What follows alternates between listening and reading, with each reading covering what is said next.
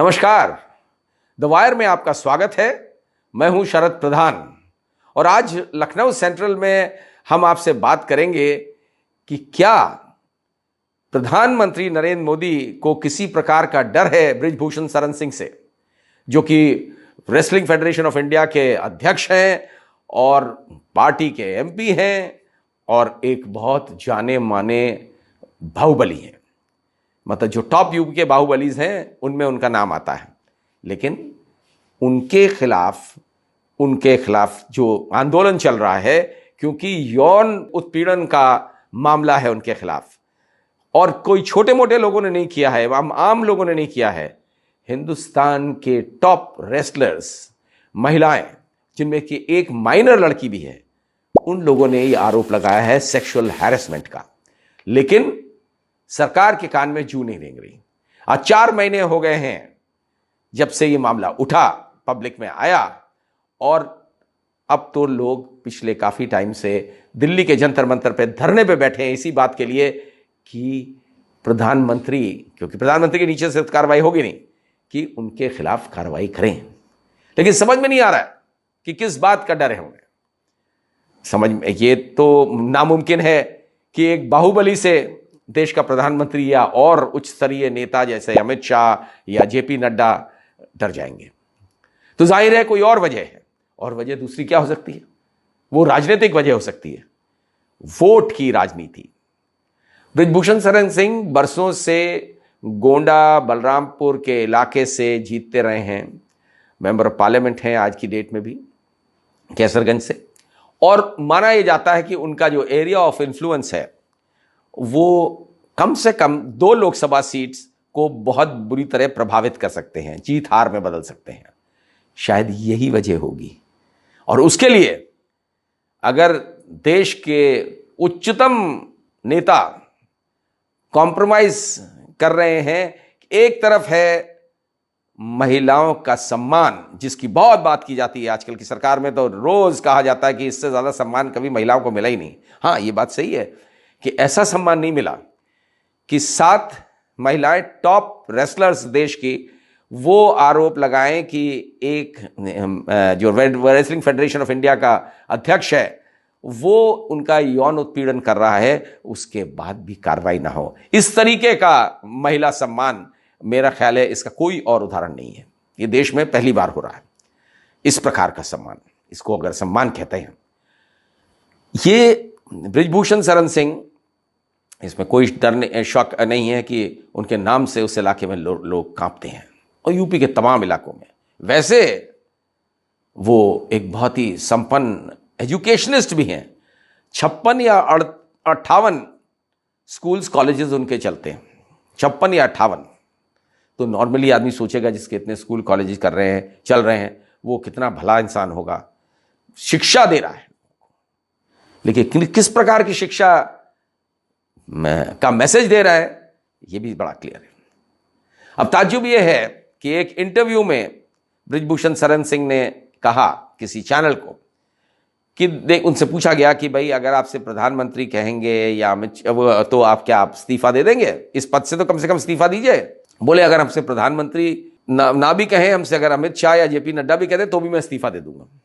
ये तो बहुत बड़ी बात है कि इतना बड़ा बाहुबली राजी हो गया, इतना बड़ा नेता जिसकी बड़ी इन्फ्लुएंस है वो राजी हो गया रिजाइन करने को। लेकिन who will bell the cat? प्रधानमंत्री या गृह मंत्री या भाजपा अध्यक्ष हिम्मत नहीं जुटा पा रहे उनसे कहने की कि इस्तीफा दे दो। ये तो शुक्रिया अदा करा जाए सुप्रीम कोर्ट ऑफ इंडिया का, जिसके इंटरवेंशन से बृजभूषण शरण सिंह के खिलाफ एफआईआर लॉन्च हुई है।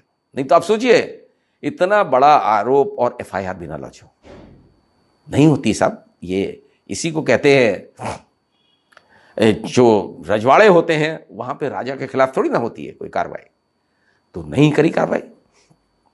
अब सोचिए कि एक एफआईआर लॉन्च करने के लिए सुप्रीम कोर्ट को इंटरवीन करना पड़ा, तब एफआईआर लॉन्च हुई। और एफआईआर के साथ साथ ये एक और भी अच्छा हुआ कि एफआईआर दोनों चीज़ों में, सेक्सुअल हैरेसमेंट की भी और साथ में क्योंकि एक माइनर बच्ची भी है तो उसका वाले केस में पॉस्को एक्ट भी लगा है।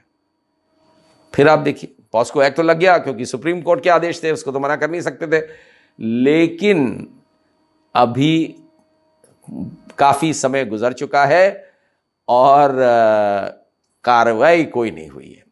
यूपी पुलिस जो बड़ी एक्टिव रहती है, जरा जरा से मामलों में बुलडोजर चला देती है, जरा से मामले में जो है ध्वस्त कर देती है लोगों को, बड़े बड़े क्रिमिनल्स जो हैं ढेर किए गए हैं। और योगी आदित्यनाथ का तो दावा है कि जितने क्रिमिनल हैं थे उत्तर प्रदेश में, या तो वो ऊपर वाले को प्यारे हो गए या वो प्रदेश छोड़ के चले गए। लेकिन ये एक कंट्रास्ट है, यहां वो इसी प्रदेश में मौजूद हैं, राष्ट्रीय स्तर की एक बहुत बड़ी संगठन के अध्यक्ष भी हैं और उनके खिलाफ जरा सी कार्रवाई भी नहीं होती है। बुलडोजर तो छोड़िए, ये क्या दर्शाता है? ये दर्शाता है कि जो हम तय करेंगे वही कानून है। रूल ऑफ लॉ नहीं होता है, कुछ देश का कानून नहीं होता है।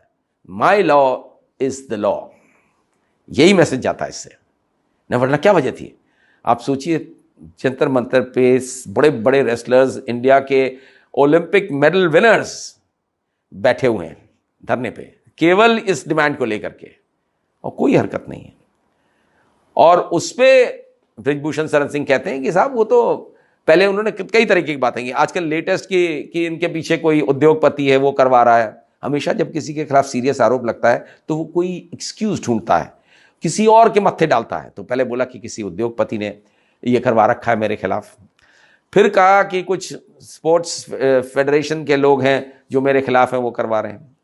अब लेटेस्ट उनकी एक्सक्यूज ये है कि इसमें हुडा, जो कांग्रेस के हरियाणा के नेता हैं बड़े, वो दीपेंद्र हुडा, वो इसके पीछे हैं।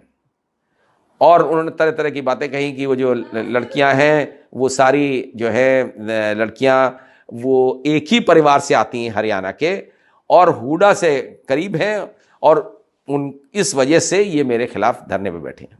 मतलब सफेद वो रिप्लाई है, सीधे स्ट्रेट सफेद झूठ जिसे कहते हैं कि हमसे कोई मतलब नहीं। ये तो बिल्कुल झूठा आरोप है। झूठा आरोप है तो जांच तो बैठे हैं, जांच भी नहीं होगी। और अभी एफआईआर का भी भरोसा नहीं है। देखिए, एफआईआर तो हो गई सुप्रीम कोर्ट के आदेश से, काश ये सुप्रीम कोर्ट के मॉनिटरिंग में इन्वेस्टिगेशन होता तो शायद साफ सुथरा तरीके से हो जाता। अभी ये भी नहीं पता है कि उसका क्या नतीजा निकलेगा, क्योंकि अब आप सोच लीजिए, कम से कम करीब हफ्ता भर हो चुका है और कोई एक्शन नहीं है एफआईआर पे, जबकि पॉस्को एक्ट नॉन बेलेबल है और उसमें अरेस्ट जो है इमीडिएट अरेस्ट होना चाहिए। और तमाम एग्जाम्पल्स हैं जिनमें पॉस्को को लेकर के फौरन अरेस्ट कर दिया जाता है। यहां पे योगी जी का बुलडोजर भी नहीं दिख रहा है। भाई, इस तरीके की कार्रवाई तो होती है जैसे और क्रिमिनल्स के खिलाफ करी गई, बड़ा अच्छा किया, जैसे अतीक अहमद हो, मुख्तार अंसारी हो, लेकिन ब्रिजभूषण शरण सिंह अलग माने जाते हैं उनसे। उनका स्टैचर अलग है, उनका स्टेटस अलग है और उनका नाम भी अलग है। यही वजह हो सकती है, और क्या वजह हो सकती है समझ में नहीं आता है। जो है फिलहाल आज की डेट में ब्रिजभूषण शरण सिंह आराम से बैठे हैं, प्रेस कॉन्फ्रेंसेस कर रहे हैं और बाकायदा अपने डिफेंस में जिस किसके खिलाफ आरोप लगा सकते हैं वो लगा रहे हैं। आगे कार्रवाई होती है या नहीं, ये अगले कुछ दिनों में पता लगेगा। लेकिन एक चीज पक्की है कि हरियाणा के लोग इस बात से इतने ज्यादा नाराज हैं, वहां के लोगों के लिए जो ओलंपिक मेडल विनर्स हैं वो एक तरीके के डेमी गॉड होते हैं, उनकी पूजा की जाती है और करनी भी चाहिए, जिस तरीके के जिस लेवल के वो स्पोर्ट्समैन हैं। और उनके लोगों को वहां कहते हैं कि हमारी बेटियों के साथ इस तरह से हो रहा है। और इसमें काफ़ी मुमकिन है, लोग जो खबरें आ रही हैं वो ये आ रही हैं कि हरियाणा में इतनी नाराज़गी हो गई है कि शायद हरियाणा में बीजेपी को चुनाव जीतना भी मुश्किल पड़ जाए अगली बार। लेकिन इस सब की परवाह ना करते हुए, बिकॉज हरियाणा छोटी स्टेट है, गिनी चुनी सीट्स होंगी, लेकिन उत्तर प्रदेश में नाराज़गी नहीं लेना चाहते हैं किसी प्रकार की, क्योंकि उड़ती उड़ती बात यह भी आई है कि ब्रिजभूषण शरण सिंह अखिलेश यादव से संपर्क में है। बल्कि एक इंटरव्यू में उन्होंने कह भी दिया, जब उनसे पूछा गया कि अखिलेश यादव आपके खिलाफ जो धरना चल रहा है दिल्ली में, वहाँ तमाम विपक्षी पार्टी के नेता गए हैं, लेकिन अखिलेश यादव नहीं गए। तो बृजभूषण शरण सिंह ने सुना, पता है क्या कहा? उन्होंने कहा भाई उनसे हम पुराने समाजवादी हैं, हमारे उनसे बड़े अच्छे संबंध हैं, वो हमें नेताजी बुलाते हैं। याद रखिए, नेताजी सिर्फ मुलायम सिंह को बुलाया जाता था, तो वो बोलते हैं हमें नेताजी बुलाते हैं अखिलेश यादव, तो हम लोगों के बहुत अच्छे संबंध हैं।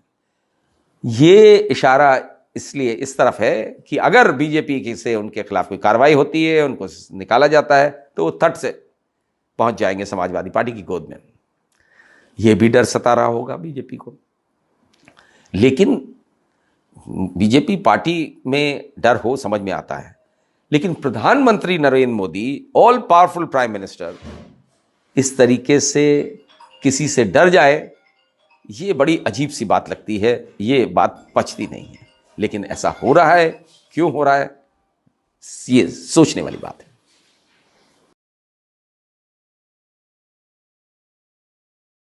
द वायर के और वीडियोस देखने के लिए सब्सक्राइब करें और बेल आइकन पर क्लिक करें। स्वतंत्र पत्रकारिता की आर्थिक मदद करने के लिए डिस्क्रिप्शन में दिए गए लिंक पर जाएं और अपनी राशि चुनें।